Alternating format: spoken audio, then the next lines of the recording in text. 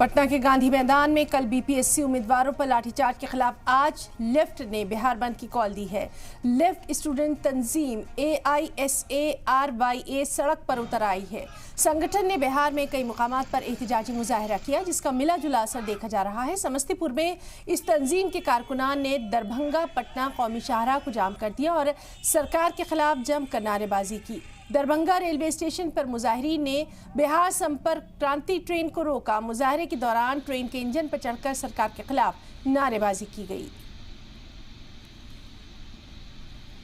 ये बिहार बुद्ध की धरती रही है। शांतिपूर्वक तरीके से ये नौजवान अपना प्रोटेस्ट कर रहे थे, अपनी मांगों को लेकर के सड़क पर बैठे थे और उनके साथ जो बर्बरता बरताई गई है, आज उसी के खिलाफ में आज हम लोग सड़क पे उतरे हैं पूरे बिहार को बंद कराने का। बीपीएससी में पेपर लीक के खिलाफ पटना के सड़कों पर लगातार 13 दिन से बैठे छात्र नौजवान के समर्थन में आज AISARYA के राज्यव्यापी आह्वान पर हम लोग बिहार का चक्का जाम कर रहे हैं।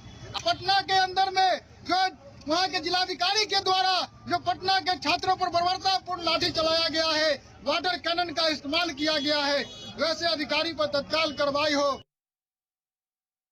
बच्चों के लिए ये परीक्षा पेपर लीक करवाया जाता है, उन पे जांच बैठाया जाए, उनको पनिशमेंट दिया जाए।